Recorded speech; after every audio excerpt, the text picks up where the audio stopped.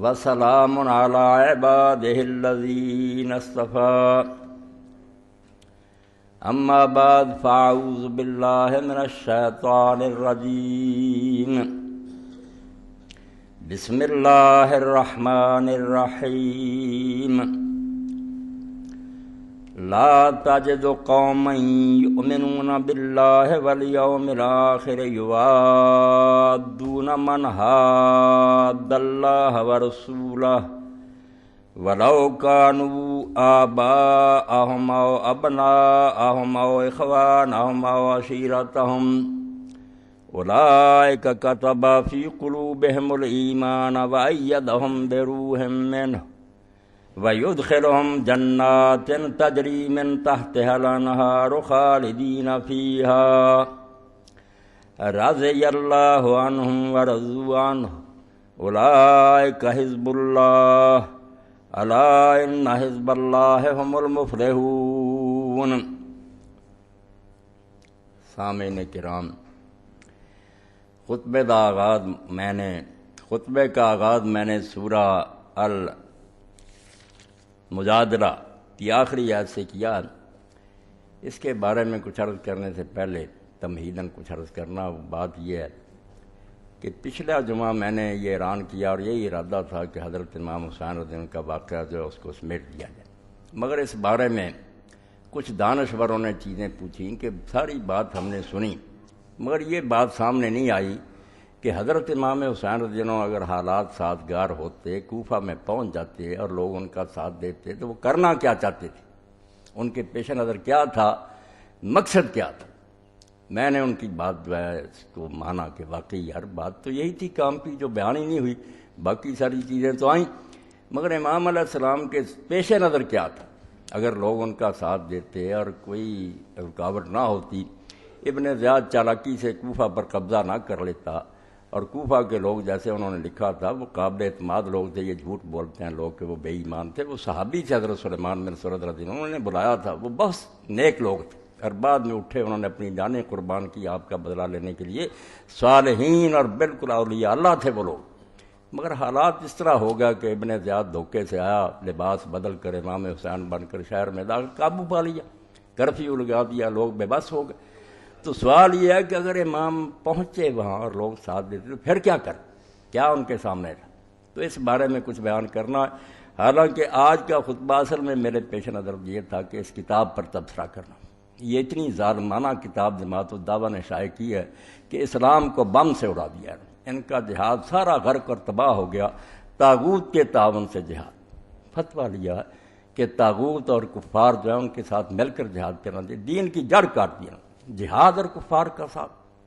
تو اس پر تبصرہ کرنا تھا، ان کے دلائل پر، کہ اگر یہ بات درست ہے تو پھر اسلام کو آپ سلام کریں، جنازہ نکال دیں، اس کا اسلام نامی کوئی شے نہیں، طاغوت جس کے خلاف حکم ہے کہ اس کا کفر کرو اور اس کو تباہ کرو، تم اس کا تعاون لیتے ہو، فتوے دیتے ہو، جعلی اور جھوٹے حوالے، تو اصل میں یہی تھا، مگر باتیں دو درمیان میں آ گئیں، ایک امام حسین رضی کا مقصد اور دوسرا 23 مارچ یہ پاکستان کی قرارداد جو پاس ہوئی، یہ بھی کوئی معمولی بات نہیں، لوگ اب اس کو ملیا میٹ کرنا چاہتے ہیں، ساری دنیا کتے کی طرح بھونک رہی ہے کہ دو قومی نظریہ کوئی نہیں تھا، جب ملک بن گیا اب دو قومی نظریہ کیا، ہم ایک ہیں، یہ سرحدیں ختم کرو، ہندو مسلم ایک ہیں، بھائی بھائی ہیں، ایک بہت بڑا فتنہ، یہ دینی ذمہ داری ہے کہ میں اس فتنے کا نوٹس لوں، ورنہ ساری محنت جیسے قرآن مجید کہتا وَلَا تَكُونُوا كَالَّتِي نَقَضَتْ غَزْلَهَا مِن بَعْدِ قُوَّةٍ أَنْكَاثًا، کہ اس بڑھیا بیوقوف کی طرح نہ بنو جس نے بڑی محنت سے سود کاٹا اور پھر ایک ایک دھاگا کر کے سارا توڑ دیا۔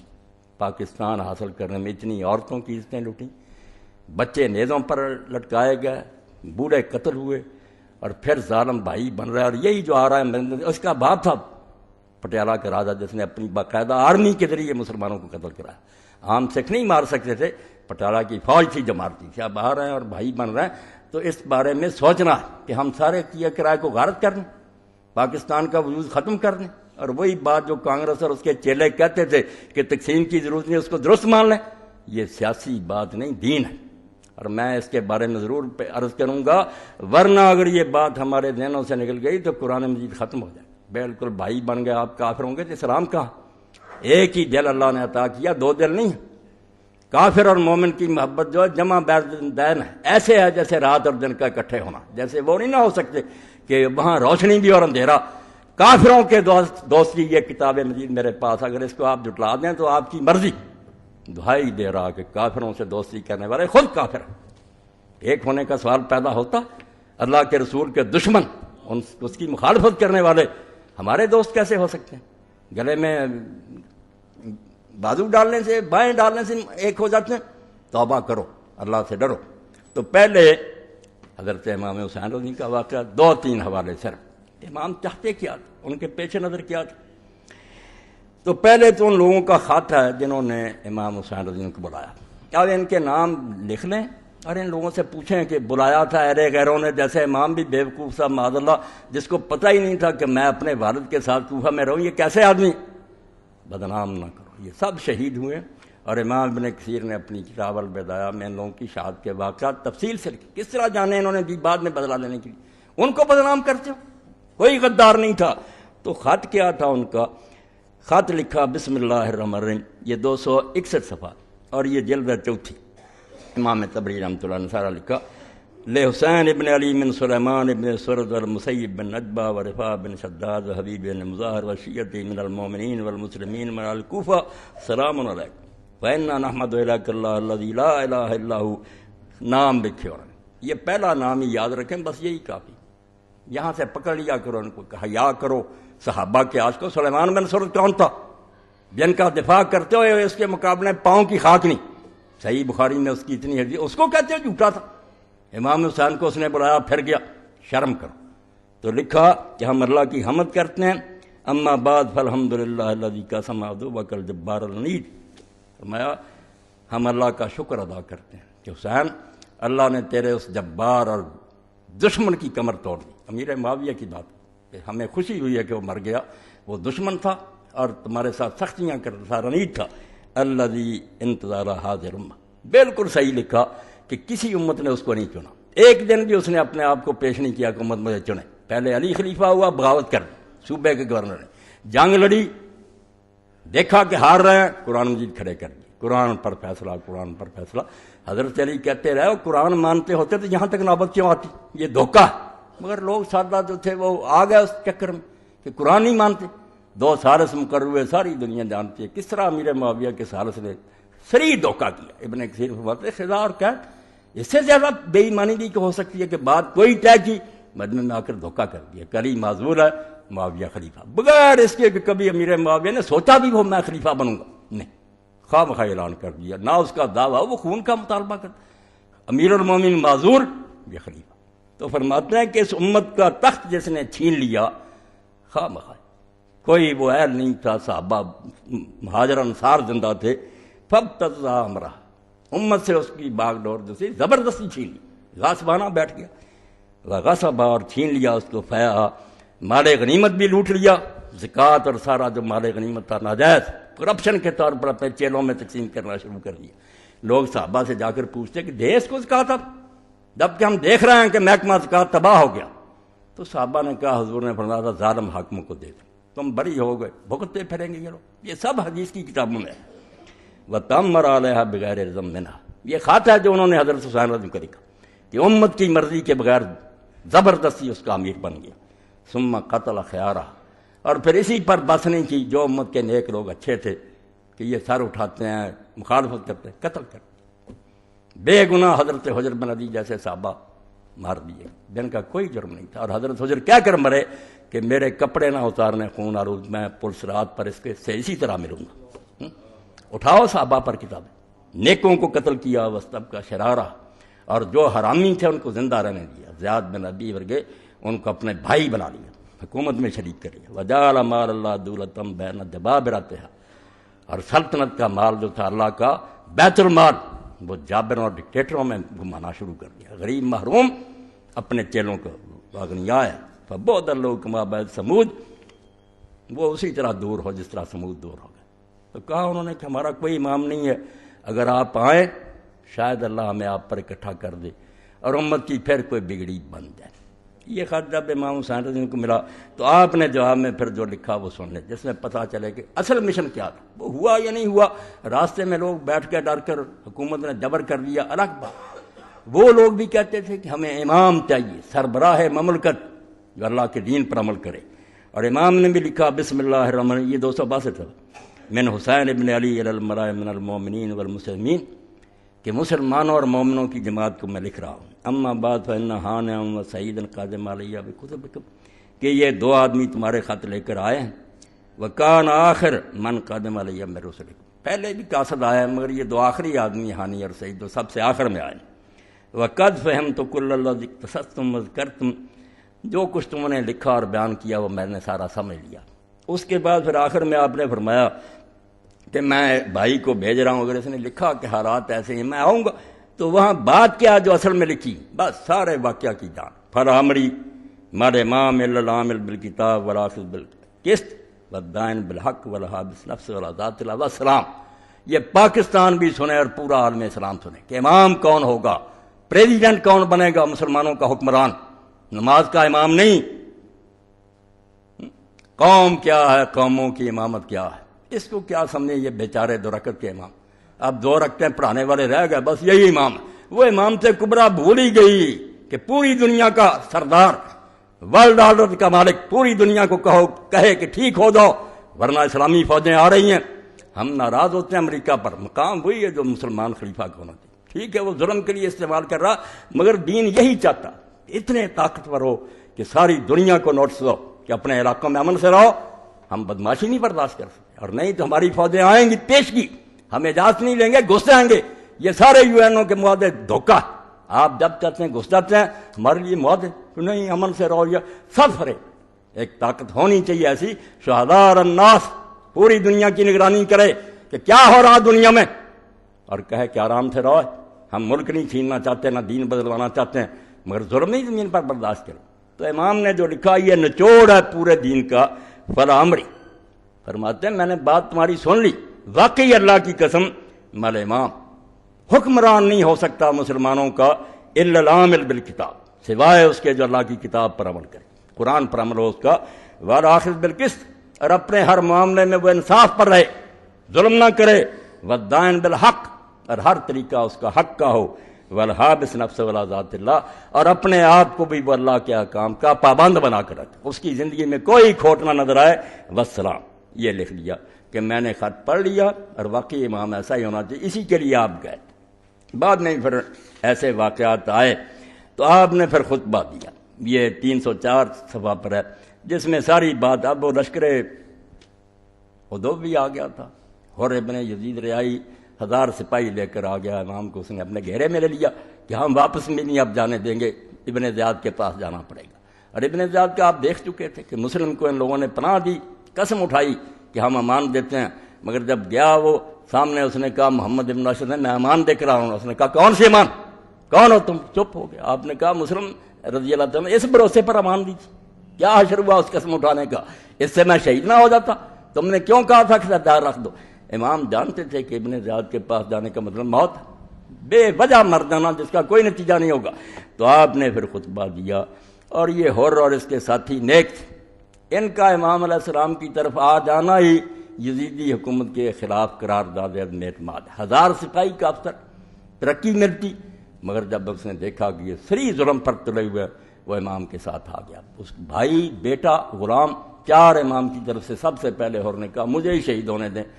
تو آپ نے پھر بیضا کے مقام پر خطبہ دیا، جب اس نے واپس لوٹنے سے بھی روک دیا اور آگے جانا بھی بند ہو گیا، تو خطبہ دیا جس میں ساری بات کھولی کہ معاملہ کیا۔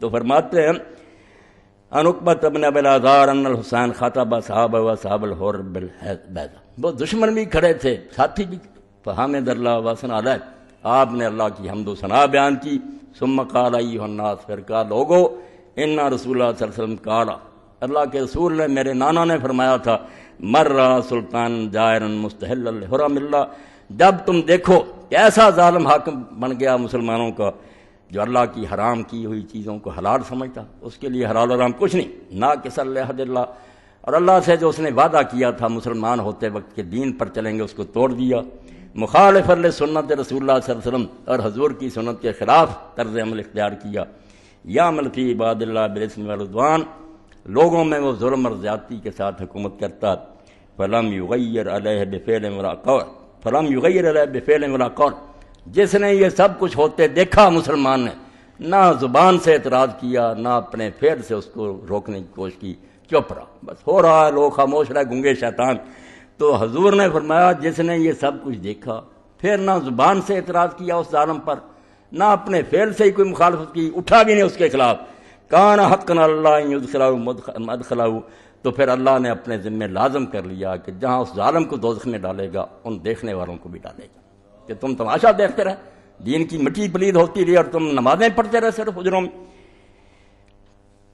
الا وان ہؤلاء قد لزموا طاعت الشیطان، سب بیان کر دیا یزیدی حکومت کا کہ ان لوگوں نے شیطان کا حکم ماننا لازم کر لیا، شیطان کے پیچھے چل پڑے، وترکوا طاعت الرحمن، اللہ کا حکم ماننا انہوں نے چھوڑ دیا، وَأَظْهَرُوا الْفَسَادَ، زمین میں خرابی مچا دی ہے، وَأَبْطَلُوا الْحُدُودَ، اللہ نے جو قانون بنائے تھے سزاؤں کے وہ سارے معطل کر دیے، وَاسْتَأْثَرُوا بِالْفَیْءِ، اور مال غنیمت کو حلال سمجھ لیا، لوٹ رہے ہیں، اپنے ساتھیوں میں بانٹ رہے ہیں، وَحَلُّوا حرام اللہ وَحَرَّمُوا حلالا، اللہ کے حرام کو حلال بنا لیا اور حلال کو حرام کر دیا۔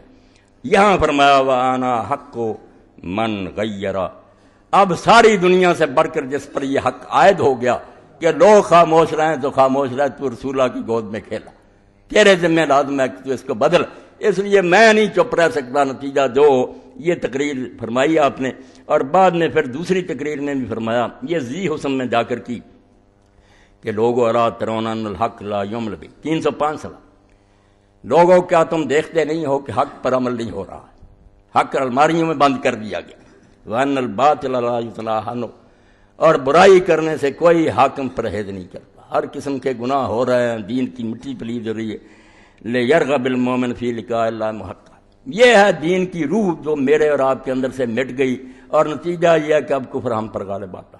جب ہم مرنے سے ڈرنے لگے تو موت سے جو ڈر گیا پھر اس کو ہر شے منوائی جا سکتی، جو سارا تھیلی پر رکھ لے اور کہے کہ نہیں مرنا کوئی چیز نہیں، اس سے آدمی ختم نہیں ہوتا، یہاں سے جا کر وہ ایک وسیع دنیا میں پہنچ جاتا ہے، جنت اس کی منتظر ہے، یہ نکل گیا۔ تو امام نے پھر یہ فرمایا لِيَرْغَبِ الْمُؤْمِنُ فِي لِقَاءِ اللَّهِ مُحَقًّا، اب وقت ہے کہ مومن اللہ کی ملاقات کا شوق پیدا کرے کہ حق پر رہتے ہوئے جان دینی اور اپنے رب سے جا ملنا، یہ موت نہیں، لقاء اللہ کا دیدار ہے۔ فَإِنِّي لَا أَرَى الْمَوْتَ إِلَّا شَهَادَةً وَلَا الْحَيَاةَ مَعَ الظَّالِمِينَ برما، خلاصہ نکلا ساری تحریک کہ میں موت کو، شہادتی کو افضل موت سمجھتا ہوں اور ظالموں کے ساتھ زندگی گزارنے کو لعنت سمجھتا ہوں، اس جینے سے 1000 درجہ بہتر ہے کہ آدمی شہادت کی موت قبول کرے۔ یہ مختصراً میں نے 3-4 حوالے پڑھ دیے کہ امام چاہتے تھے کہ چلو کوفہ میں بھی اگر اللہ کے بندے یہ آ جائیں تو اس میں جیسے ابن زبیر نے مکہ مدینہ نے، یہاں اسلامی حکومت کیا موجود ہے، چھوٹے سے علاقے میں اللہ کے کام پر عمل ہو، مگر وہ وقت نہیں آنے دیا۔ اب دوسری بات، مسلمانوں کا کیا حال ہوا، پاکستان بنانے کے بعد نتیجہ کیا نکلا، یہ میرے پاس ہے، کل سارے پاکستان میں اور یہاں فیصل آباد میں عیسائیوں نے تقسیم کیا، دلیری سے، جرأت سے۔ 23 مارچ تحریک پاکستان آئیں، نئی صبح کا آغاز کریں، اپنے پیارے وطن کی ترقی کے لیے دعا گو۔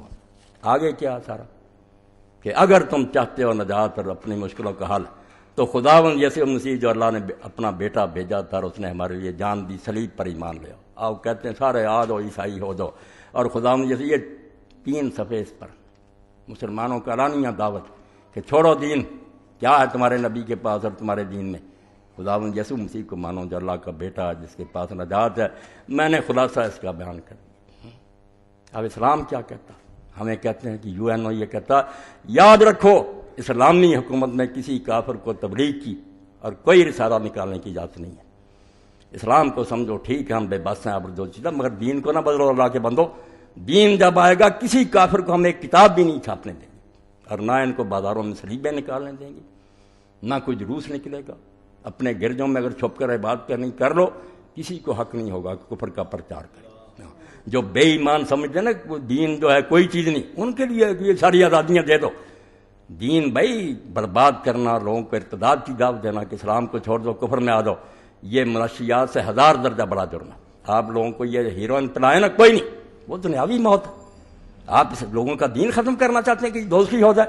اس لیے اگر دین حق ہے اور حکومت اللہ کے دین کو قائم کرنے کے لیے مسلمانوں کی بنی ہے تو وہ یہ زہر پھیلانے کی اجازت نہیں دے سکتے۔ سوال ہی نہیں پیدا ہوتا کہ کافر بجائے ہم تو کوشش کر رہے ہیں کہ وہ ہمارے زیر سایہ رہتے ہوئے ایسا ایسا اسلام لائیں، الٹا یہ چھٹی دے دیں کہ وہ پہلے مسلمانوں کو بھی کافر کرے۔ یہ المحلہ میرے پاس 346 صفحہ اور امام نے یہ 7 جلد میں لکھا۔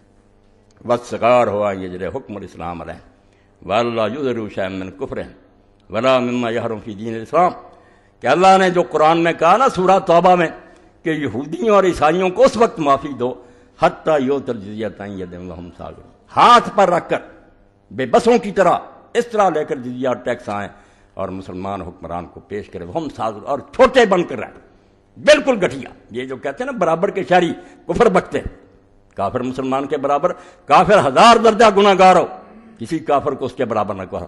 اس خبیث اور کتے نجس کو کہتے ہیں مسلمان کے برابر جس کو اللہ رسول کا دین نصیب ہے؟ نہیں، ذلیل ہو کر۔ اس لیے حضرت عمر رضی اللہ عنہ کا معاہدہ جنہوں نے لکھا رہا ویجمع الصغار شروط عمر رضی اللہ عنہ کہ حضرت عمر نے جو معاہدہ کیا تھا نا شام میں، فرماتے ہیں اس میں ساری شرطیں آ گئی کہ ان کو کیسے نیچے بنا کر رکھا۔ تو حضرت عمر رضی کا یہ 344 اور 347 پر، مگر اب دوستیاں ہو رہی، کہتے نہیں یہ رواداری، اور رواداری کیا، ہم اس رواداری میں اپنا دین تباہ کر رہے ہیں، نہیں ہو سکتا۔ تو فرماتے ہیں حضرت عمر رضی اللہ عنہ کہ ان لوگوں کو کوئی اجازت نہیں، شرط علیہم فی اللہ یحدث مدینہ ولا ما حول دیرا ولا کنیسۃ ولا کلیۃ ولا صامت راہب، کوئی مسلمان علاقے میں نیا گرجا نہیں بنا سکتا، اور بالکل انہیں اجازت نہیں کہ درویشوں کی خانقاہیں بنائے۔ یہ کافر ہے، ان کو زندہ رہنا ان کے لیے چھوڑا، یہ بھی رہتے ان کے ساتھ، ورنہ خدا کے باغیوں کو اڑا دیا جاتا۔ یہ بھی اس نے گنجائش نکالی کہ زبردستی اسلام دل میں نہیں جا سکتا، ورنہ زبردستی میں کوئی ڈر نہیں تھا، یہ کوئی جرم نہیں تھا کہ ہم زبردستی انہیں کلمہ پڑھاتے، مگر وہ ہو نہیں سکتا، کلمہ زبان سے پڑھ دیں گے اندر سے کافر رہے گا، اس لیے اللہ نے روک دیا کہ وہ نہیں آتے، ورنہ یہ کوئی برائی نہیں تھی کہ خدا کے باغیوں سے منوایا جاتا کہ خدا ہے اور اس کا رسول ہے، کیوں نہیں مانتے؟ مگر چونکہ اس زبر سے فائدہ نہیں اس لیے رہتے۔ تو فرمایا جینے دیا جو تمہیں، یہ بھی اچھا ایک نرم سلوک ہے۔ تم چاہتے ہو کہ نئے گرجے بنا کر اور دین میں تباہی مچاؤ، کوئی گرجا نہیں تم بنا سکتی، کوئی درویش کی خانقاہ نہیں بنا سکتی۔ ولا یجددوا ما خربان منہا، اور جو پرانے ہو جائیں گے نا، گر جائیں گے، اس کی تجدید نہیں تم کر سکتے، نیا بھی بنا، جتنا ہو سکے ان کو برباد کرنا، یہ کفر کے گھر جو ہیں ختم کرنا۔ خدا کے ٹی وی پر موقع دیتے ہیں، وہ دسمبر کے دن آتے ہیں، وہ خدا نے یسوع مسیح کا پرچار کرتے ہیں، مسلمانوں کی حکومت کے خدا کا بیٹا تھا اور آیا شرم سے ڈوب مارنے کی جا۔ پاکستان اس لیے لیا تھا، اسلام کا کرا یا کفر کا گڑھ ہے یہ؟ ہم محمد رسول اللہ کے غلام ہیں، اللہ کی کتاب کے محافظ ہیں۔ جو اس کے خلاف بکتا ہے وہ اپنے گھر میں جو زندہ چھوڑتے ہیں، یہ بھی اس کے ساتھ نرمی ہے، ورنہ خدا کے باغی زندہ چھوڑنے کے قابل نہیں۔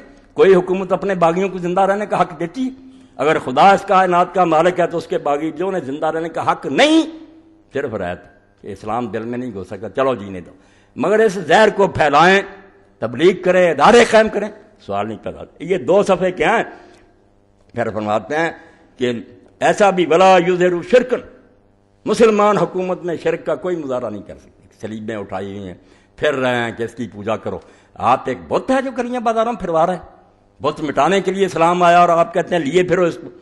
پھر آگے بھی فرمایا کہ ان کو بیٹھنے کی اجازت بھی نہیں ہے، اگر مسلمان ہو نا موجود، اسلام اور کافر میں فرق سمجھ لیجیے، بھائی بھائی نہ بنتے پھریں، مسلمان بیٹھا ہوا، کافر کو کھڑے رہنے کا حکم، کھڑے رہو، خبیث ہمارے ساتھ یہی سلوک ہوگا، تم اللہ رسول کے باغی ہو۔ وَيَقُومُ لَهُم مِّن مَّجَالِسِهِمْ إِذَا أَرَادُوا الْجُلُوسَ وَلَا تَشَبَّهُوا بِالْمُسْلِمِينَ فِي شَيْءٍ مِّن لِبَاسِهِمْ، اور کسی چیز میں مسلمانوں کے ساتھ لباس میں نقل نہیں کریں گے۔ یہ آپ بہت سے عیسائی ہیں، نام پڑھے نا، عورتوں کے مردوں کی مسلمانوں والے رکھ رہے دھوکے کے، پتہ ہی نہیں چلتا کہ یہ مسلمان ہے، یعنی بشپ بنے وہ سارے تاکہ مسلمان چکر میں آ جائیں، مسلمانوں کے گھروں میں گھس کر کفر جو ہے نا پھیلائیں۔ ولا یبیع الخمور، میں چھوڑتا جاتا ہوں کہ نہ شراب ہی بیچ سکتے، ولا یظہر صلیبا ولا شیئا من کتب من شیئا من طرق المسلمین، نہ سلیب اور نہ اپنی کتابوں میں سے کسی کتاب کو مسلمانوں کی گلیاں بازاروں میں نہیں لا سکتے۔ ولا یجاور المسلمون امین بموتا، کوئی مر جائے ان کا مسلمانوں کے قبرستان میں نہیں دفن کریں۔ ولا یضربون ناقوسا الا ضربا خفیفا، اور گھنٹہ بھی بچائیں گے بہت ہلکی آواز سے، گردے میں رہ گھنٹے کی آواز سن نہیں سکتے۔ پہلے سمجھو کہ کفر کتنی خطرناک بات ہے، اگر یہ سمجھو کہ نہیں کوئی بات نہیں کافر، پھر دین نہیں سمجھ میں آئے گی۔ ایمان زندگی ہے اور کفر موت، اس لیے کافر قرآن کہتا مرے ہوئے، یہ چلتے پھرتے مرے ہوئے کافر بے دین، اور جن کو یہ کافر کر رہے ہیں وہ بھی ظلم کر رہے ہیں، جہنم کی طرف لے جا رہے ہیں۔ اس لیے جو دین کہتا ہے کہ من بدلا دین فقتلوہ، مسلمانوں میں سے اگر کسی نے دین بدلا، یہ جاری نہیں کرتے سزا اس کی موت، وہ زندہ نہیں رہ سکتا۔ اب اسلام کے بعد تو لوٹ گیا، اب صرف کھانے پینے کے لیے تو چھوڑ دیں قتل، اسلام نہ لاتا، اگر لایا تو اب نکلنے نہیں دیں گے۔ یہ کوئی ایسا نہیں کمرہ کے ادھر سے داخل ہو نکل جاؤ، مرتد کی سزا قتل۔ اسلام نہیں برداشت کرتا کہ مسلمان شہری بنے اور پھر بغاوت کر دے، اجازت۔ تو جب ایک طرف ہم کہتے ہیں مرتد قتل ہوگا تو دوسری طرف اجازت دیتے ہیں عیسائی وغیرہ لوگوں کو مرتد کرتے ہیں، کیسی بے جوڑ بات ہے۔ یا اجازت دیں کہ مرتد ہوتے ہیں تو ہوتے رہیں، اور اگر کہتے ہیں مرتد نہیں ہونے دینا قتل کر دینا تو تبلیغ کی اجازت کیسے دے سکیں؟ کفر، کوئی اجازت نہیں تبلیغ کی، بھائی نہیں بن سکتے۔ توبہ توبہ توبہ کرو اس سے۔ دو قومی نظریہ میں مانتا ہوں کہ قائد اعظم محمد علی جناح رحمۃ اللہ علیہ کے ساتھیوں نے سیاست کے طور پر اختیار کیا، ورنہ وہ کانگریسی تھے پکے اور ساری عمر زور لگاتے رہے کہ ملک ایک ہی رہے، صرف ہندوؤں کو منواتے تھے کہ مسلمانوں کو کچھ حقوق دے دو، تحفظ دے دو، وہ نہیں مانے۔ آخر میں نہرو رپورٹ نے سارا پول کھول دیا، قائد اعظم ان سے مایوس ہو گئے، چھوڑ دیا، پھر ادھر آ گئے کہ علیحدہ ملک۔ انہوں نے یہ اس لیے کہ ہندو نہیں مانے، مگر میں دین کی روشنی میں کہتا ہوں کہ اگر پاکستان کا مطالبہ نہ ہوتا میں اور آپ سب کافر ہوتے۔ دین اجازت ہی نہیں دیتا کہ مسلمان اور کافر ایک جگہ رہیں اور اپنی حکومت نہ بنائیں۔ سن لو مسئلہ، ہمارے لیے پاکستان کا مطالبہ کوئی چال نہیں کہ حقوق مانگتے تھے ہم صرف، یہ دین کہتا کہ اپنی تمہاری آزاد حکومت ہونی چاہیے، آزاد ہوگی تو وہاں شریعت دلا سکو، کافر چلانے دیں گے اپنے ملک میں۔ اس لیے خطہ عربی کا حصول توحید کا تقاضا، لا الہ الا اللہ ہی نہیں پورا ہوتا اگر مسلمانوں کا اپنا ملک ہو۔ آپ کیسے کہیں گے کہ سوائے اللہ کے کوئی حاکم نہیں؟ حکومت تو برطانیہ کی ہوگی، اور ایک انگریز کافر نے اپنا سفر نامہ لکھا، وہ بھیس بدل کر حاجی بن کر گیا، اس نے اپنے سفر نامہ میں لکھا طنز کے طور، اور سچا کہتا میں جب سنتا تھا کہ لبیک اللہم لبیک لبیک لا شریک لک لبیک ان الحمد والملک والنعمت والملک لا، کہ بادشاہی تیری ہے، تیرے کو میں ہنستا تھا۔ بادشاہی تھے ہندوستان میں ملکہ وکٹوریہ کی، تم غلام ہو، جو حکم دیتے تمہارا قرآن اندر بند رہتا، اس پر چلنا پڑتا۔ کیا بکتے ہو کہ بادشاہی سچ کہتا کہ ہم زبان سے کہتے ہیں بادشاہی الگ، کہاں ہے بادشاہی الگ؟ ساری زمین پر کفر نے غلبہ پیدا کر لیا، بے شک وہ مسلمان حکمران دوسرے سب نے قرآن کو چھوڑ دیا۔ اس لیے مطالبہ یہ کوئی سیاسی بات نہیں، نہ یہ دو نظریہ مٹ سکتا ہے۔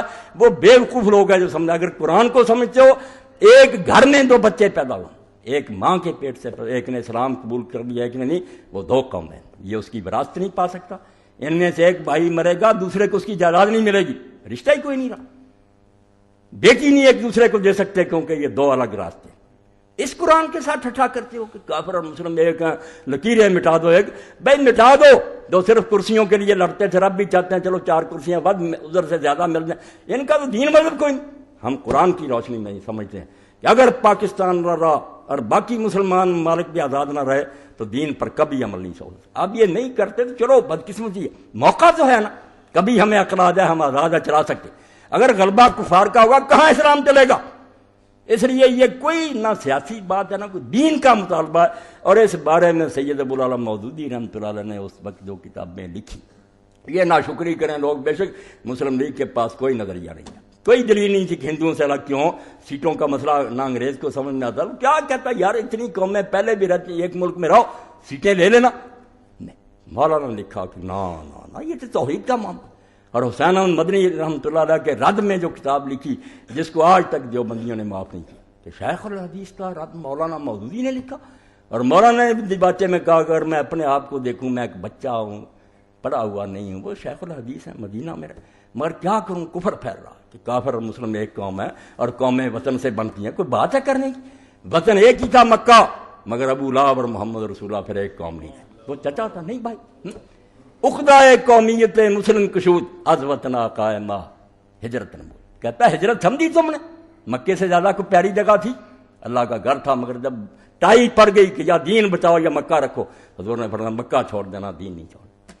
اس لیے وہ مسئلہ قومیت اللہ کے لیے پڑھیں، اور مسلمان اور موجودہ سیاسی کشمکش 2 حصے مولانا کے پہلے ہر بندہ پڑھے۔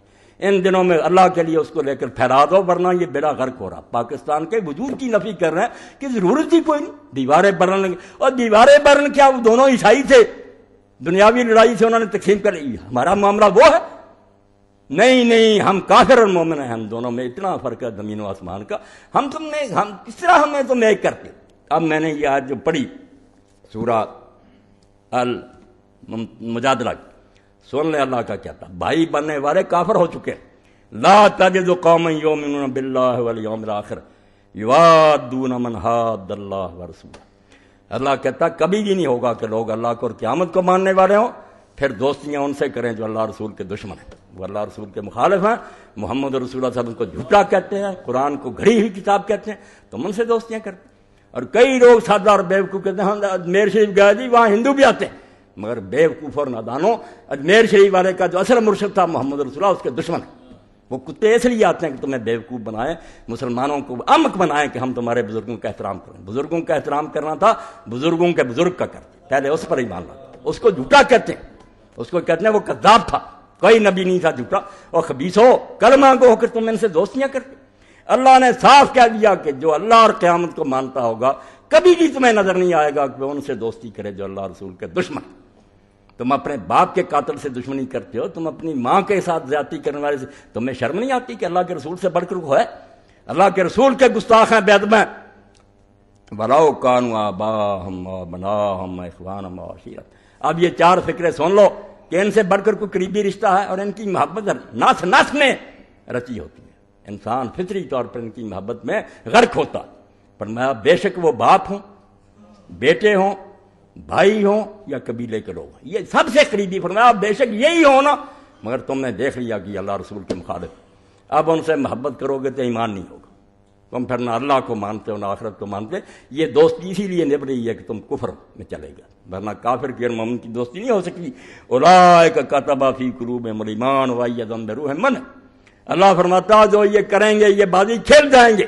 کام مشکل ہے کہ باپ کو چھوڑ دیا، بیٹے کو چھوڑ دیا، آسان نہیں یہ بات، ان کی محبت تو آدمی کے روئیں میں ہوتی ہے، مگر فرماتا جو کر دیں گے اللہ کے لیے کہ نہیں، یہ اللہ رسول کے دشمن، تعلق ختم۔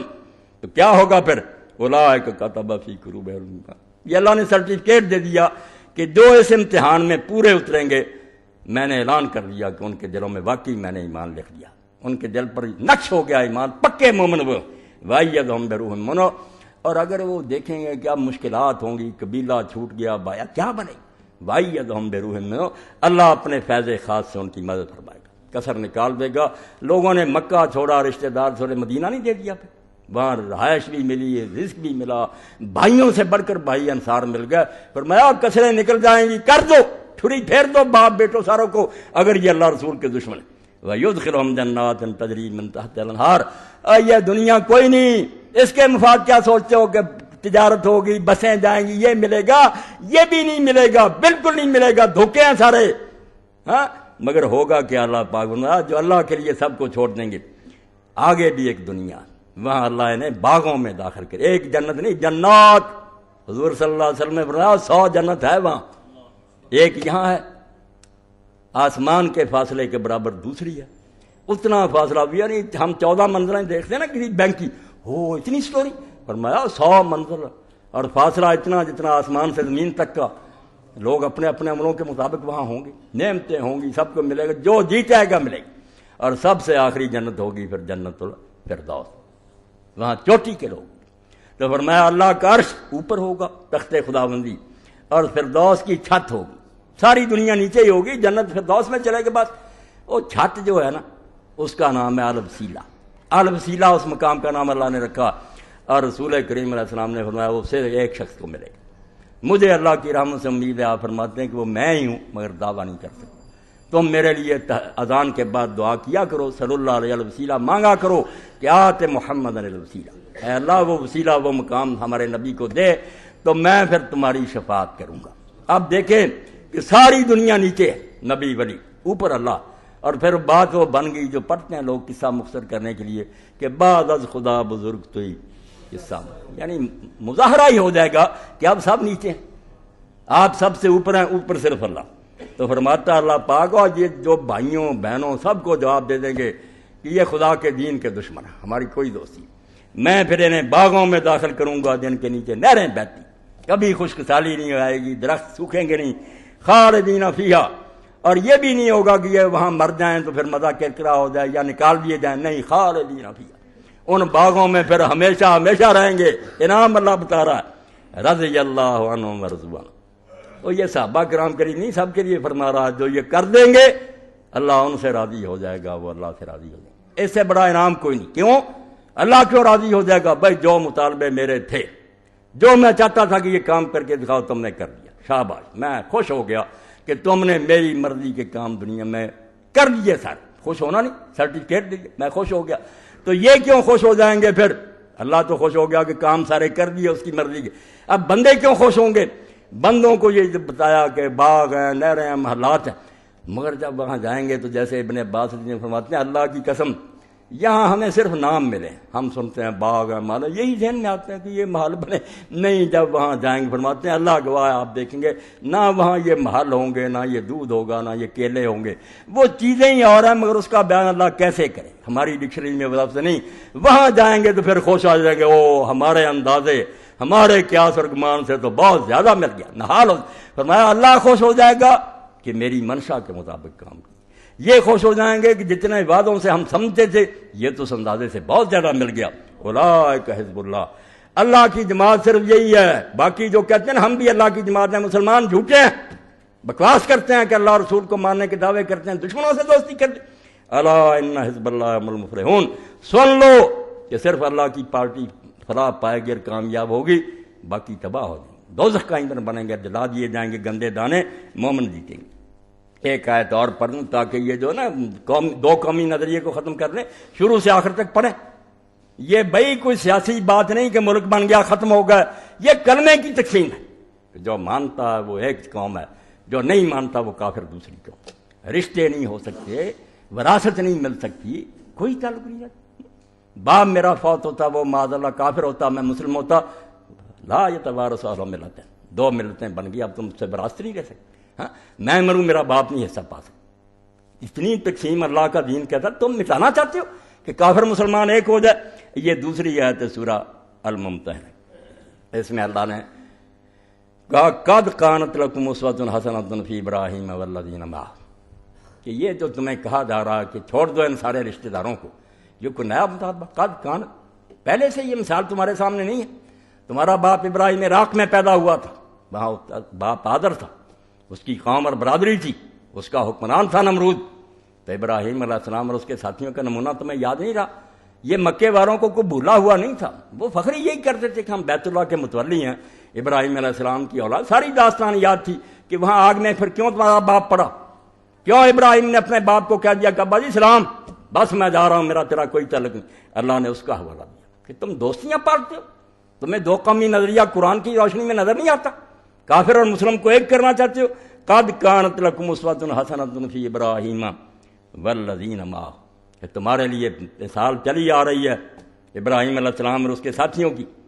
اذ قالوا لقومہم، جب انہوں نے اپنی قوم کو للکار کر کہہ دیا، یہ دو قومی نظریہ، انا براء منکم ومما تعبدون من دون اللہ، کہ ہم اعلان کرتے ہیں کہ ہمارا تمہارے ساتھ بھی کوئی تعلق نہیں، آج سے تم ہماری برادری کوئی نہیں ہے، کوئی رشتہ نہیں، براء منکم، تم سے بھی قطع تعلق، اور اللہ کے سوا جن کو تم پوچھتے ان پر بھی ہم پھٹکار بھیجتے، لعنت ہے ان معبودوں پر، ہم نہیں مانتے۔ اور آگے آ گیا پھر بالکل دو قومی نظر، کفرنا بکم، ہم نے تمہارے مذہب کا انکار کر دیا، ہمارے راستے جدے ہو گئے۔ وبدا بیننا وبینکم العداوۃ والبغضاء ابدا، اور جفیاں ڈالو کافروں کے ساتھ۔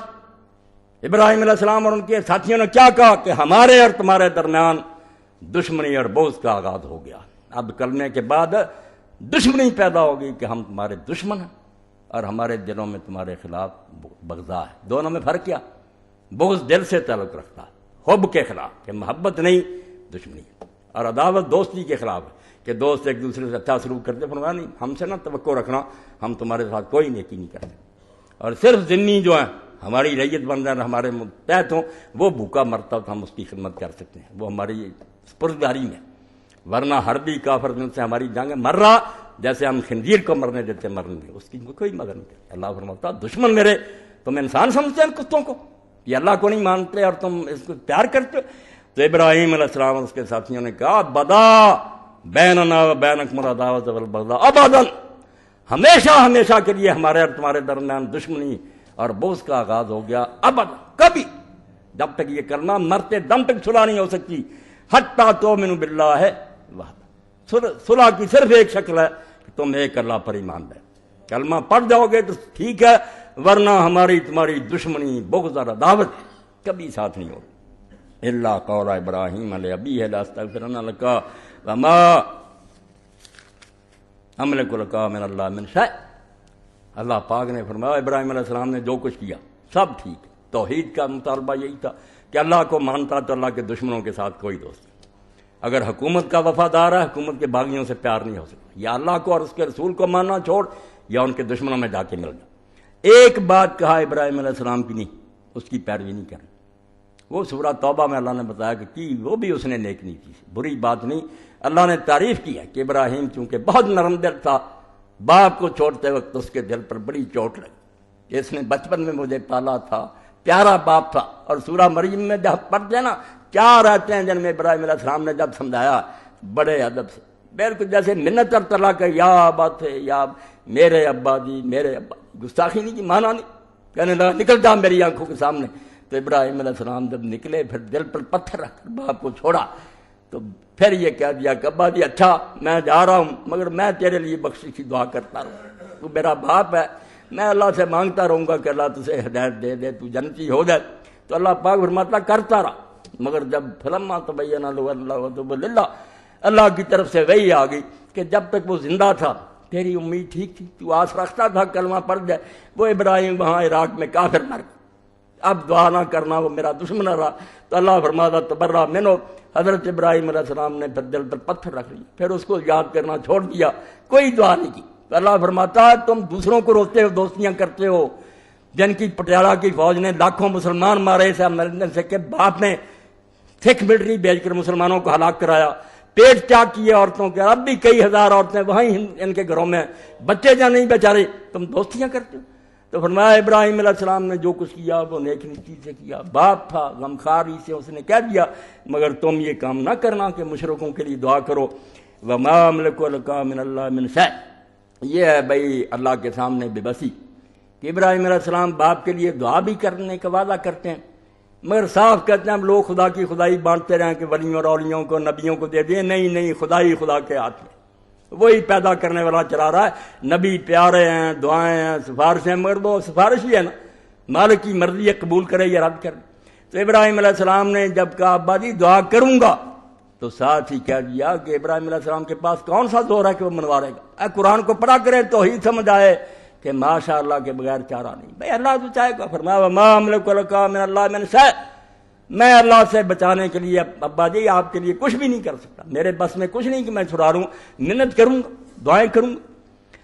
اور بعد میں جو دعا فرمائی ہے ابراہیم علیہ السلام نے ان کے ساتھیوں، یہ ان دنوں آپ نوٹ کر لیں، پابندی لگ چکی ہے نا کہ دعائے قنوت نازلہ نہ پڑھو، فوج کے ذریعے اور پولیس کے ذریعے ہمیں بے بس کر دیا کہ ظالموں کے مقابلے میں دعا بھی نہ کرو، چلو اپنی اتحیات میں پڑھ، سجدوں میں پڑھ، قنوت وتر پڑھے، اس وقت کوئی سپاہی نہیں سنیں گے، ان کو ظالموں کو کریں، آپ اللہ سے کہیں، بہت اونچی دعا ہے ابراہیم علیہ السلام کی اور ان کے ساتھیوں کی، ہر بچہ اور ہر جوان یاد کرے، جب اتنا بڑا کام کیا، باپ کو چھوڑا، برادری کو چھوڑا، بستے گھر جو تھے چھوڑے، جیل بھگتی، بعد میں نمرود میں آگ میں ڈالا، چل پڑے، 3 آدمیوں کا قافلہ صرف، ابراہیم علیہ السلام ہے، بھتیجا لوط ہے، ایک بیوی سارا، بڑے ملک میں سے کوئی نہیں چلا، 3 مسافر چل پڑے، اور کوئی پتہ نہیں کہاں کہاں کے دھکے کھانے پڑیں گے۔ تو اس وقت جو دعا کی، یہ سب لوگوں کو ہر وقت کرنی چاہیے، ہر مشکل کا حل ہے، ربنا علیک توکلنا، اللہ ہم نے یہ قدم اٹھا دیا، مگر ہم سمجھتے ہیں کہ یہ کوئی آسان بازی نہیں، یہ کھیل نہیں ہے، مشکلات آئیں گی، پریشانیاں آئیں گی، خدا جانے دوسرے ملکوں میں ہمارے ساتھ کیا ہو، ربنا علیک توکلنا، یہ سہارا ہے مومن کا، جس کی وجہ سے یہ جرأت کرتا ہے کہ ہمارے رب ہم نے تیرے اوپر بھروسہ کیا، سارا کام اپنے تیرے حوالے کر دیا، اب تو بہتر جانتا کہ ہمارے ساتھ کیسے کرنا ہے، ہم نے سارا کام جو زیادہ سپردم بتو مایا خیشرا، تو دانی حساب کم و بیشرا، تھوڑے بہت کا حساب جانتا ہے تو، ہم نے تیرے سپرد اپنا کام کر دیا۔ یہ مومن کا ایمان ہے، کلمہ طیبہ ربنا علیک توکلنا۔ ہم جو بائی کاٹ کر کے چل پڑے اور ان سے دشمنی مول لے لی، ہمارا بھروسہ تجھی پر ہے، تیرے سوا کوئی سہارا نہیں، وَإِلَيْكَ نَبْنَا، اور ہمارے دلوں کا دھیان بھی ہر وقت تیری طرف ہے۔ انابت لکل عبد منیب، اللہ کہتا جنت میں کون جائیں گے؟ میں اب قلب منیب دیکھوں گا کہ ان کے دل کی سوئی گھوم کر آتی تھی میری طرف کی نہیں، اگر ادھر ادھر بھاگے پھرتے درباروں میں چلو، فلاں حکمران کو راضی کرو، یہ تدبیریں کر لو، تو یہ منیب نہیں۔ منیب کون ہے؟ جدھر کو مرضی سوئی کو گھماؤ مقناطیس کی طرح گھوم کر اللہ کی طرف آ جائے۔ فرمایا انہوں نے کیا کہا کہ اللہ ہم نے تجھ پر بھروسہ کیا، وَإِلَيْكَ نَبْنَا، اور ہر وقت ہماری توجہ اور دھیان تیری طرف ہے، وَإِلَيْكَ الْمَصِيرُ، اور ہم یہ ساری مشکلیں کیوں سہ رہے ہیں؟ کیونکہ ہمیں یقین ہے کہ دنیا صرف یہی نہیں ہے کہ ہار جائیں گے، یہ ہو جائے گا، جیلوں میں چلے جائیں گے، پنجروں میں بند ہو جائیں گے، إِلَيْكَ الْمَصِيرُ، ہمیں یقین ہے کہ یہاں سے لوٹ کر ایک دن تیرے پاس جانا، ہم جنت پر ایمان رکھتے ہیں، اس لیے یہ مشکلیں کوئی نہیں، یہ سب سہ جائیں گے ہم۔ یہ 4 دن کی بات ہے، آخر میں ابدی کامیابی ہے۔ ربنا لا تجعلنا فتنة للذین کفروا، اب تو رب یہ کرنا کہ ان ظالموں کو اتنا موقع نہ دے دینا کہ یہ ہمیں آگ پر لٹا کر تپائے۔ آزمائش کی بھی حد ہوتی ہے، ہم کمزور بندے، ان کافروں کو یہ موقع نہ دے کہ ہم کو یہ نشانہ بنا دے اور ہر وقت بھونتے رہیں۔ فتنہ عربی زبان میں کہتے ہیں آگ پر بھوننا، معمولی بات نہیں، آزمائش نہیں سرتا، آزمائش تو اس کی ایک شاخ ہے۔ اصل میں یہ ہے کہ آپ گوشت کو اگر بھونے، سیخوں پر چڑھایا ہوتا ہے اور کباب بناتے ہیں، اس کو کہتے ہیں کہ گوشت آگ پر بھونا جا رہا۔ فرمایا اللہ ایسا نہ کر دینا کہ یہ ظالم ہمیں بھونتے رہیں۔ وغفر لنا ربنا، پیغمبر اور اس کے ساتھی مانتے ہیں کہ اگر ہمارے راستے میں کوئی مشکل آئی اور وہ حل نہ ہو سکی، ہمارا گناہ ہوگا، توبہ پاک ہوتے ہوئے وغفر لنا ربنا، ہم سے اگر کچھ قصور ہو رہے ہیں تو اللہ معاف کر دینا، ان کی وجہ سے ان کافروں کو نہ ہم پر سوار کرنا، انک انت العزیز الحکیم۔ یہ ابراہیم اور اسماعیل علیہ السلام کی دعا کعبہ بنتے وقت بھی ہے، عیسیٰ علیہ السلام کی دعا کا بھی آخر ہے، اور میں آپ حضرات سے کہوں گا کہ جب دعا ختم کریں انک انت العزیز الحکیم کیا کریں۔ عزیز اور حکیم سے مجھے قرآن میں بڑھ کر کوئی اللہ کا اسم نہیں ملا۔ کیا ہے عزیز؟ کہ ہر لحاظ سے اتنا پاورفل کہ اس کے لیے کوئی کام مشکل نہ ہو، جس سے کوئی کام ہو سکے کوئی نہ ہو سکے، وہ عزیز نہیں ہو سکتا۔ عزیز ایسا ہے، اتنا غالب ہے کہ اس کے لیے ناممکن اور مشکل کوئی بات نہیں، جو چاہے کرے۔ اب اس کے ساتھ یہ بھی خطرہ کہ اب جو چاہے کرنے والا جو وہ بے لگام ہو جاتا، اتل کلنان ہو جاتا، کوئی پتہ نہیں، نیک کو دوزخ میں ڈال دے، بدکار کو جنت میں لے جائے، جیسے کئی احمق ایسا ہی کہتے ہیں کہ ایسی بے اصولی ہوگی۔ فرمایا نہیں، تو غالب ہے، مگر ساتھ کیا ہے؟ الحکیم، دانا ہے، کبھی غلط نہیں کرتا، جو سزا کے لائق ہے صرف اس کو سزا دے گا، جو بخشے جانے کے لائق بخشا جائے گا۔ حکیم نے حفاظت کر دی، بدر کا آ گیا، جیسے حکیم دوائی پلاتے ہیں نا ہمیں، تو ساتھ بدر کا تجویز کرتے ہیں کہ اس سے گرمی ہو جائے گی، اس سے خشکی، یہ ساتھ یہ بھی کھاتے رہے، اس کو بدر کا کہتے ہیں نا عربی میں۔ تو اللہ نے جو حکیم بتایا نا کہ نبی ساتھ ہی کہتے کہ ہم مانتے ہیں کہ تو جو چاہے کر دے، کون پکڑ سکتا تیرا ہاتھ، مگر ساتھ ہی ہمیں پورا یقین اور علم ہے کہ تو غلط کبھی نہیں کرے گا، تیری ہر مشیت ہر فیصلہ حکمت کے مطابق ہوگا، اصول کے تحت ٹھیک اور درست۔ تو یہ 2 دعائیں جو ابراہیم علیہ السلام کے ساتھیوں کی اس قابل ہیں کہ ہر معاملے میں آدمی ان کو اپنے لیے حرص بنا لے، یہ شیلٹر سمجھیں آپ، کلانشوف سمجھیں، اللہ تعالیٰ ہر معاملے میں دین و دنیا کو حفاظت فرمائے گا۔ تو اس لیے میں نے آپ کے سامنے بات کہی، اور اگر میرے دوست سن رہے ہیں تو وہ تلاش کریں، مودودی صاحب کی وہ کتابیں ان دنوں میں پھیلائیں، کیونکہ مسلم لیگ کے پلے کچھ نہیں تھا، ان لوگوں نے پھر مولانا کی کتابیں خرید کر اس وقت بیچی کہ دین کی روشنی میں ہم پاکستان کیوں چاہتے ہیں۔ مولانا نے کہا یار جھگڑا ہے گاندھی اور کچرا کا، یہ تو کلمہ طیبہ کی لڑائی ہے کہ کافر کے ساتھ مسلمان ایک ملک میں نہیں رہ سکتے، اس کو آزاد سلطنت چاہیے جہاں وہ اللہ رسول کے حکم کی اطاعت کر سے، ورنہ وہ غلام ہی ہوگا۔ اور اب تو ہم آزادی کے بعد بھی غلام ہی ہیں کہ ہمیں پھر بھی دین نہیں نصیب ہوا، وہ گورے کافر چلے گئے، بعد میں کالی چمڑیوں والے بیٹھ گئے، مگر دین وہی رہا، ظالم نظام رہا۔ تو اللہ کا دین جو ہے نا پاکستان کے بارے میں جو کچھ ہے۔ اور ایک بات میں آپ کی خدمت میں یہ بھی عرض کروں، ایک شخص مر گیا، آئی جی ہو کر مرا، غریبی سے بیچارہ اٹھا اور بہت ترقی تک گیا، نیم شین صاحب نے اپنی بیٹی اس کو دے دی، بڑا نیک سلوک کیا، وہ مالی کا بیٹا تھا چودھری سردار محمد آئی جی، اس نے بہت کتابیں لکھی، جو شخص ان کو نہیں نہ پڑھے گا میں نہیں سمجھتا کہ اس کو پاکستان کی سمجھ آئے گی۔ اس کے روئیں میں اسلام اور پاکستان تھا، جو اس کی کتابیں ہیں نا، متاع فقیر ہے، اور اسی طرح ٹیڑھی راہوں کا سیدھا مسافر نواز شریف پر لکھی ہے، 7 راج سارے صدروں کے اندر کے بیت، اس نے کہا میں سب جانتا ہوں کہ کیا حرام زدیاں ہوتی ہیں اور اس ملک کے ساتھ کیا مذاق ہو رہا، اور ایک کتاب تازہ اس نے لکھی، قائد اعظم محمد علی جناح اس صدی کا سب سے بڑا انسان۔ اس میں کوئی شک نہیں کہ قائد اعظم میں اور کوئی خامیاں ہوں تو ہزار خامیاں، مگر وہ سچا آدمی تھا، ارادے کا پختہ تھا، کوئی اس کو خرید نہیں سکتا تھا۔ یہ انگریز ہندو سب کافر مان گئے کہ ایسے اٹل حوصلے والا بندہ نہیں دیکھا۔ ہزار جتن کیے، رشوتیں دی، وزیر اعظم بنانے کے لیے گاندھی نے کہا کہ ملک ایک رہنے دے وزیر اعظم، اس نے کہا یار یہ سودا، میں اتنے کروڑ مسلمانوں کو ذبح کروں، تم بے ایمان ان کو پھر غلام بنائے رکھو۔ تو یہ ان کی کتابیں بھی آپ لوگوں کو خریدنی چاہیے، پڑھنی چاہیے۔ میں اللہ کے لیے کہتا ہوں کہ یہ نہ سمجھا کریں کہ یہ دنیاوی بات ہے۔ تھانی صاحب رحمۃ اللہ علیہ فرماتے ہیں اگر روز خان کا میں اخبار نہیں پڑھا جاتا آدھا دین تباہ ہو گیا۔ اخبار پڑھو، پتہ چلے کہ دنیا میں ہو کیا رہا، مسلمانوں کے ساتھ دنیا کیا کر رہی ہے، تباہی کے سمے تم حجروں میں بیٹھے ہوئے۔ تو یہ کتابیں پڑھا کرے، مجھ کو سیاسی وغیرہ کوئی نہ کہے۔ دین اگر سیاست سے الگ ہو جائے وہ دین ہی نہیں، کوئی دین نہیں۔ دین وہی ہے جو نظر رکھے کہ دنیا اللہ کے حکم کے مطابق چل رہی ہے یا بغاوت ہو رہی ہے، کیا نتائج رکھیں۔ تو چودھری سردار احمد کی کتابیں میں پڑھنے کے بعد آپ کو کہتا ہوں کہ جب آدمی شروع کر دیتا چھوڑتا نہیں، اتنے ایمان کے ساتھ اور پاکستان کی محبت سے اس نے لکھی ہے نا۔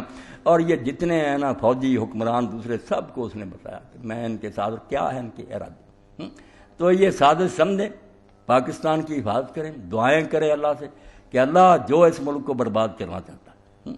اور ذرا اشارہ کر دوں، کئی مرتبہ میں نے کیا کہ یہ جو مدرسہ ہے، مولانا نذیر احمد صاحب رحمۃ اللہ علیہ فوت ہو گئے، امدادیہ، اور ان کے جو سرپرست ہیں تقی عثمانی صاحب، ان کی کتابیں پڑھا کریں۔ یہ پاکستان کے دشمن نہیں ہیں، یہ وہ لوگ تھے جو مولانا اشرف علی تھانوی رحمۃ اللہ علیہ کا گروہ تھا، دیوبند چھوڑ گیا کیونکہ وہ کانگریس کا گڑھ بن چکا تھا۔ ان لوگوں نے دینی نقطہ نظر سے کتابیں لکھی مسلم لیگ کی حمایت کے لیے۔ اب بھی یہ ملک میں کوئی فتنہ نہیں پیدا کرتے، شیعہ ہوں، سنی ہوں، بریلوی، وہابی نہیں، یہ ان فتنوں میں نہیں آتے۔ وہ کہتے ہیں یہ چیزیں چلی جاتی ہیں، ٹھیک ہے، کوئی گمراہ، ہم ملک نہیں برباد کرنا چاہتے، اتنی محنت تو سر ہے۔ مگر جو مولانا حسین احمد کا گروہ ہے، کیا نام بتاؤں، مولانا فضل الرحمان سمیت سب ان کے شاگرد ہیں۔ وہاں سے اسد مدنی آتا، ان کو یہ لائن دے کر جاتا، یہ سپاہی صاحب بار دوسرے سارے فتنے شیعہ سنی یہیں تھے۔ یہ صرف ایک پردہ کہ ملک برباد کرو، نہ مسجدوں کو امن سے رہنے دیتے ہیں، نہ ملک کو خوشی رہنے دینا چاہتے ہیں۔ اور ابھی ایک شخص نے بتایا کہ وہ ہمارے افریقہ گئے اور وہاں تانے کے طور پر اس نے کہا اسد مدنی کہ پاکستان کا ایک حافظ قرآن لڑکا تھا جو عیسائی ہو گیا۔ پاکستان کی مذمت کوٹ کوٹ کر بڑھی ہے۔ بھائی پاکستان کا اس میں کیا قصور ہے؟ انڈیا میں لوگ مرتد نہیں ہوتے، مکے مدینے میں کافر نہیں ہوا، یہ پاکستان بیچارے کا گناہ۔ تو یہ حوالہ دے رہا کہ پاکستان کا ایک آدمی عیسائی ہو، وہ اندر بغض ہے کہ پاکستان نہیں بننا چاہیے تھا۔ ہمارے شیخ العزیز ٹھیک کہتے تھے، یہ اکھنڈ چاہتے کہ اکھنڈ بھارت ہو جائے، اور ہمارے بیوقوف نادان بھی کچھ ایسے ہیں جو نادانی سے کوشش کر رہے ہیں کہ کافر مسلم ایک ہو جائے۔ قرآن سے درست دو حوالے میں نے دیے ہیں، مجادلہ اور وہ ممتحن، ان کے علاوہ قرآن بھرا ہوا۔ اب اگلے خطبے میں انشاءاللہ آئے گا کہ طاغوت سے تعاون، اللہ کہتا کافروں سے دوستی کی تو انہی میں سے ہو جاؤ، کافری شمار ہو گئے، توبہ کرو، ایسے جہادوں کی باتیں نہ کرو جو کافروں کے ساتھ ملا کر دیا جائے۔ تو یہ انشاءاللہ آگے آج پاکستان کے لیے تہ دل سے میرے روح سے دعا نہیں کی کہ اس خطے کو کوئی بری نظر سے نہ دیکھے، یہ واقعی اسلام کے لیے لیا گیا۔ اور اب تو وہ باتیں افسانہ ہوتی جا رہی ہیں کہ میں نے پڑھا کہ یہ مجیب الرحمان شامی نے کہا مدینہ منورہ میں ایک دن بتیاں بجھا دی گئی مسجد نبی کی۔ تو ایک بوڑھے نے پوچھا کہ کیا ہوا، یہاں تو ساری رات جلتی تھی حضور کے روضہ پر، کیوں بتیاں بجھا دی گئی؟ کہا اسرائیل کی طرف سے حملے کا پتہ چلا ہے اس لیے یہ لائٹیں آف کر دی گئی۔ تو اس نے کہا یار کہہ دو ان سے کہ بتیاں روضہ رسول کی جلا دیں، کیونکہ جب تک اس خطہ عرب پر پاکستان کی فوج موجود ہے کوئی روضہ رسول کی طرف بری نظر سے نہیں۔ بھائی دیکھتے تو ہم پاکستان کو اس نظر سے کہ اس کی فوج، اس کے لوگ اللہ کے رسول کے سپاہی بن جائیں اور پوری مسلمان دنیا کو سہارا ہو کہ ہمارا ایک بھائی تو ہے جو وقت پر مدد کے لیے آئے۔ اور اگر اس کو بھی برباد کر دینا چاہتے ہیں تو پھر میں دعا ہی کر سکتا ہوں کہ وہ عورت والی بات ہوگی جو اللہ کہتا ہے کہ اس بڑھیا کی طرح نہ ہو جس نے محنت سے سود کاتا اور پھر ایک ایک دھاگا کر کے توڑ دیا۔ ہم وہ بننے کی طرف جا رہے ہیں۔ اللہ عقل دے ہمارے حکمرانوں کو بھی اور ہمیں بھی یہ سمجھ دے کہ اس کو کوئی معمولی بات نہ سمجھیں۔ یہ سارے دانشور جو آتے ہیں کہ نہیں ہندو مسلم ایک قوم ہے، بے ایمان غدار منافق ہیں۔ مسلمان اور کافر کی دوستی کا سوال ہی نہیں پیدا ہو سکتا۔ وہ ابراہیم علیہ السلام کی بات کہ جب تک تمہیں ایک اللہ پر ایمان نہ لاؤ ہمارے تمہارے درمیان دشمنی کا اعلان ہو چکا۔ وآخر دعوانا الحمدللہ رب العالمین وصلی اللہ تعالی علی خیر خلق محمد وآلہ وصحبہ۔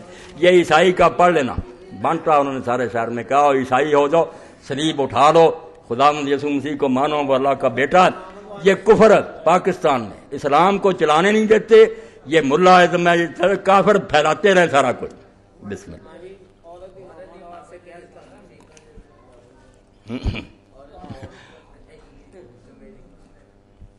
کیا کروں بھائی شریف، مسائل تو ہوتے ہیں بہت، وقت ہوتا ہے تھوڑا۔ الحمدللہ۔ محترم مولانا صاحب، لوگ کرکٹ کا میچ دیکھنے یا انڈیا سیر کے لیے جاتے ہیں، کیا وہ گناہ گار ہیں؟ جواب سے مطلع فرمائیں۔ شیخ شفیق صاحب بیمار ہیں، ان کے لیے دعا کی درخواست۔ شفیق صاحب اپنے ساتھی ہیں، انشاءاللہ ان کے لیے دعا کریں گے، ان کو بھی اللہ دوسرے مریضوں کو بھی شفا دے۔ یہ کرکٹ کے میچ دیکھنا دوسرے، یہ تو سارے بہانے۔ اول تو یہ آپ دیکھیں کہ یہ کرکٹ اور یہ دوسری کھیلیں، یہ کون سی کھیلیں؟ وقت برباد کرنے کے لیے ان لوگوں نے، کیونکہ زندگی کو تفریح سمجھتے ہیں کہ یہ بیکار ہے، بس ضائع کرو۔ زندگی میرے بھائی گزارنے کی بات نہیں کہ وقت نہیں گزرتا، ہم اس لیے شطرنج کھیلتے ہیں۔ زندگی گزارنے کی چیز، وہ تو گزر رہی ہے تیزی سے۔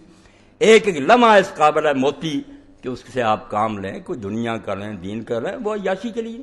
اس لیے اللہ کے رسول نے ہمیں جو کھیلوں کی اجازت دی ہے نا فقہائے صرف، وہ بھی وہ ہیں جو جہاد کے لیے تیار کریں کہ ایسی کھیلیں آپ کھیلیں، تیرنا سیکھیں، گھوڑے دوڑانا سیکھیں، دوسری جس سے طاقت، یہ عیاشی بس ادھر گیند پھینکو، تو یہ کسی کے لیے بھی جائز نہیں۔ کجا کے انڈیا کے ساتھ دوستی اور یارانے گانٹتے ہیں۔ اچھا یہ کیا، تحریک اسلامی کا اجتماع پرسوں بروز اتوار مرخہ 27 وقت 9 بجے شروع ہوگا، احباب سے شرکت کی اپیل، 15 روزہ انشاءاللہ مسجد میں شروع ہوگا۔ مندرجہ ذیل کتابیں: مشکلات کیوں، انبیاء کا طریقہ دعا، اللہ کے ہاں حرام، بندوں کے ہاں حلال۔ معنی کیا اس کا کہ جو کام رب نے حرام کیے تھے وہ سارے ہم نے جائز کر لیے۔ بڑی اچھی کتاب ہے، توجہ دلائی کہ اللہ کیا کہتا ہے، مسلمانوں کیا کرے۔ غم ہو تو ایسا ماں نام ہے، قاری فقیر اللہ صاحب سے حاصل کرے۔ السلام علیکم ورحمۃ اللہ۔ اعلان کر دیں حضرت امام حسین اور یزید معاویہ کے 5 سال کے خطبے، ان کو 2 CDs میں ریکارڈ کر دیا ہے۔ اس کے علاوہ امامت کے خطبے، ان کی بھی CD تیار ہے، بہت کم قیمت پر اتنا زیادہ ڈیٹا مل سکتا ہے۔ حکیم امجد اسلام صاحب سے آپ لے سکتے ہیں یہ سارا۔ ہاں امامت کا کیا تھا، وہ شوشہ۔ اب ان کا کہنا کہ وہ جو امامت ہوئی ہے، اخبار میں آپ نے دیکھا نا، وہ آگے بیٹھی ہوئی ہے، پیچھے مرد اور عورتیں ایک ہی سب میں کھڑے ہیں، پڑھ رہے ہیں۔ اور یہ بھی اس کے ساتھ آیا کہ جو سلمان رشدی مرتد ہے، جس نے توہین کی رسول کریم علیہ السلام کی، جس کے قتل کا فتویٰ، اس کی بہن نے اس کو کہا کہ تم یہ شوشہ چھوڑو، یہ اس کے کہنے پر اس نے یہ نہ حرام زدی کی کہ وہ امام بن گئی، پیچھے مرد کھڑے۔ اب دیکھیں جس اسلام میں مرد بھی امامت کرائے تو عورتیں جو ہیں مردوں کی صف میں نہیں کھڑی ہو سکتی، پیچھے کھڑی ہو، برابر بھی نہیں کھڑی ہو سکتی۔ اور اگر ایسی کوئی قیامت آ جائے کہ صفیں پہلے بندی تھیں، بعد میں کچھ مرد آئے اور ان کو عورتوں کے پیچھے کھڑا ہونا پڑا، ان مردوں کی بھی نماز نہیں ہوگی۔ بے شک امام مرد ہے مگر اب نہیں ہوگی، تمہارے آگے عورت آ گئی۔ اور اللہ کے رسول علیہ السلام نے فرمایا کہ کتا کالا وہ کاٹنے والا بہت ہوتا ہے، اور اس طرح ہی فرمایا یہ گدھا اور عورت بالغ سامنے سے گزر جائے نماز باطل ہو جائے۔ دیکھیں اللہ کا دین یہ کہہ رہا ہے کہ نماز کو قطع کر دیتا ہے بالغ عورت کا گزرنا، گدھے کا گزرنا اور کالے کتے کا گزرنا، آپ اس کو امامت کے لیے آگے کر۔ جو مرد کے پیچھے بھی مردوں کی صف میں نہیں کھڑی ہوتی پیچھے۔ اور رسول کریم علیہ السلام جب نماز کا سلام کہتے تھے تو حکم تھا کہ کوئی مرد اپنی جگہ سے نہ اٹھے، اسی طرح منہ ادھر کرو جب تک یہ اٹھ کر اپنے گھروں میں نہ پہنچ جائیں، چلی جائیں گی۔ پھر اس دین کو یہ ہضم کرانا چاہتے کہ ایک ہی صف میں مرد کھڑے ہیں، ایک ہی عورتیں، یہ دین کی بربادی کے شوش ہے۔ اس میں کسی کا اختلاف نہیں، پوری امت کا اتفاق ہے کہ عورتوں کی امامت کر سکتی، عورتیں اکٹھی ہو جائیں کسی گھر میں، وہ نماز پڑھا سکتی۔ حضرت عائشہ رضی اللہ تعالیٰ عنہ، حضرت ام سلمہ پڑھاتی تھیں، اور وہاں بھی یہ پابندی لگائی گئی کہ آگے نہیں کھڑی ہو سکتی، صف میں درمیان میں کھڑی ہو، جا کے آگے بڑھ کر اور مردوں کی طرح۔ اور خطبہ جمعہ جو 1400 سال گزر گیا رسول اللہ کے اثر، کبھی کسی عورت نے خطبہ جمعہ نہیں دیا، نہ خطبہ عید دیا، عورتیں مردوں کے ساتھ یہ پڑھتی۔ تو دین سے یہ استہزاء کرتے، ٹھٹھا کرتے ہیں کہ آہستہ آہستہ ان کی غیرت ختم ہو جائے، چوکے لگاتے ہیں۔ تو اللہ ان کو ذلیل و رسوا کرے اور اپنے دین کی حفاظت کرے۔ اللہم صلی علی محمد وعلی آل محمد وبارک علی محمد وعلی آل محمد کما صلیت وبارکت علی ابراہیم وعلی آل ابراہیم انک حمید مجید۔ یہ بھی اعلان ہے بھائی، مدثر صاحب ہیں اپنے دار ارکم کے وہ چیئرمین ہیں، انہوں نے 31 مارچ سے 3 اپریل تک یہ 4 دن ہے programme, art council hall, Iqbal stadium Faisalabad, بعد نماز مغرب تا 10 بجے رات۔ طلباء و طالبات، ملازمین اور کاروباری حضرات کے لیے سیرت رسول صلی اللہ علیہ وسلم کو سمجھنے کا سنہری موقع، اس کا نام رکھا سیرت کلاس۔ تو یہ میٹرک پاس لوگ جو ہیں یا اس سے زیادہ وہ اس میں داخلہ لے سکتے ہیں، فارم بھی ہے پر کر کے دے دیں، اور یہ 21 مارچ سے لے کر 3 اپریل تک کلاسیں ہوں گی۔ بہت سے لوگوں کو انہوں نے بلایا، وہاں لیکچر دیں گے۔ سیرت رسول ہی وہ روشنی کا منار ہے جو نظروں سے اوجھل ہو جائے تو گھپن دے رہا، اگر رسول سامنے نہیں، شوق تیرا اگر نہ ہو میری نماز کا امام، میرا قیام بھی حجاب، میرا سجود بھی حجاب۔ کچھ وہ نماز جس میں حضور کی محبت نہیں، کوئی دین نہیں، نہ اس کو دین کہا جا سکتا۔ دین نام ہی اس کا ہے، رمز قرآن روح ایمان جانے گی، ہست حب رحمت للعالم۔ سارے دین کا خلاصہ ایک لفظ میں نکالیں، حضور کی محبت۔ اسی لیے میں کہتا ہوں، پہلے کہہ چکا، حضور کے دشمن ہمارے دوست بن جائیں، یہ قیامت سے بڑا حادثہ کہ اللہ کے رسول کے باغیر ہمارے دوست، خدا بچائے۔ اللہم صلی علی محمد وآلہ بارک وسلم۔ اللہم اغفر للمؤمنین والمؤمنات والمسلمین والمسلمات الاحیاء منهم والاموات۔ اللہم انصر الاسلام والمسلمین واخذل الکفرۃ والمشرکین۔ ان اللہ یامر بالعدل والاحسان وایتاء ذی القربی وینہی عن الفحشاء والمنکر والبغی یعظکم لعلکم تذکرون۔ کشاید پر بفکر آشیانہ، کیسی مثال دی ہے کہ جب پرندے کا وقت ہوتا ہے شام کا تو وہ پھر اپنے پر کھولتا ہے اپنے آشیانے کی طرف جانے کی، اور مومن کا اصل آشیانہ مکہ اور مدینہ ہی ہے۔ کتنے ترستے ہیں کہ وہاں موت آ جائے، حضور کے روضہ کے سائے میں دفن ہو جائیں۔ جو شیخ